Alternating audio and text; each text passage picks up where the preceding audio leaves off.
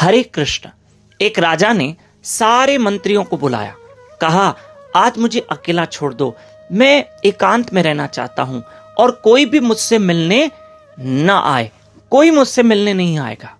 और अगर बहुत ही इमरजेंसी है तो मेरे दरवाजे के नीचे एक चिट्ठी डाल दो और उस व्यक्ति का नाम लिखो जो मुझसे मिलने आया है, तब मैं उस चिट्ठी को पढ़ूंगा और अगर उस व्यक्ति का मुझसे मिलना या मेरा उससे मिलना बहुत जरूरी है तो ही हम उस व्यक्ति को अंदर आने देंगे, अन्यथा कोई मुझसे नहीं मिलेगा।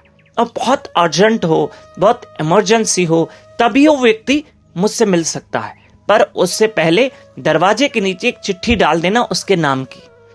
ठीक है। अब राजा एक कमरे में जाके एकांत में बैठ गया, दरवाजा बंद है।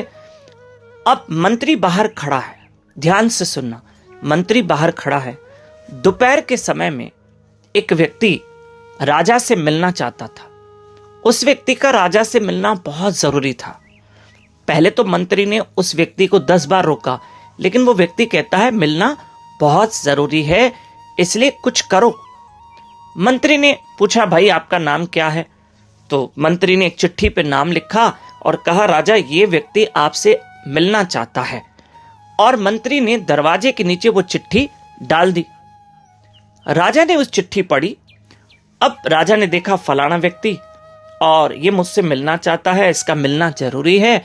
तो राजा ने नीचे क्या उत्तर लिखा, क्या जवाब लिखा कि अंदर आने दो मत रोको, अंदर आने दो मत रोको। बस ये जवाब राजा ने लिखा और राजा ने दरवाजे के नीचे चिट्ठी डाल दी। अब बाहर वो चिट्ठी मंत्री को मिली। अब राजा ने क्या लिखा, अंदर आने दो मत रोको। लेकिन मंत्री ने क्या पढ़ लिया, अंदर आने दो मत रोको।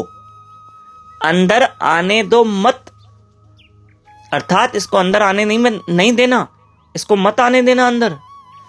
अंदर आने दो मत रोको। तो मंत्री ने कहा भाई देखो राजा आपसे मिलना नहीं चाहता है, राजा ने लिखा है अंदर आने दो मत रोको, भाई तुम वापस जा सकते हो। अब व्यक्ति ने सोचा बहुत जरूरी काम है, राजा का ही काम था, अब राजा नहीं मिलना चाहता है, मैं क्या करूं। व्यक्ति चला गया। यहां राजा बहुत देर से प्रतीक्षा कर रहा है, अंदर आदमी नहीं आया, अंदर आदमी नहीं आया। तो राजा को आखिर मजबूरन दरवाजा खोलना पड़ा और मंत्री से कहा भाई उस व्यक्ति को क्यों नहीं भेजा? तब मंत्री ने कहा आपने तो मना किया। बोले मैंने कब मना किया? बोले राजा आप देखो चिट्ठी में क्या लिखा।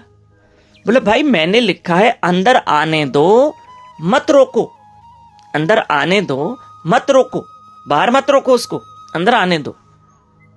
तो राजा मैंने तो ऐसे पढ़ा कि अंदर आने दो मत रोको। इसका मतलब क्या हुआ कि जो लिखा था उसको गलत तरीके से पढ़ा गया। कभी कभी इंसान की सोच और समझ में थोड़ा सा अंतर हो जाता है। हाँ, गलतफहमियां कहां से पैदा होती है? जब दो इंसान के सोच में अंतर हो, जब दो मनुष्य की समझ में अंतर हो, वहीं से गलतफहमी पैदा होती है। और सोच एक हो, समझ एक हो, तो वहां गलतफहमी नहीं हो सकती। हमारे गुरु महाराज ये प्रसंग बताते हैं। हरे कृष्ण।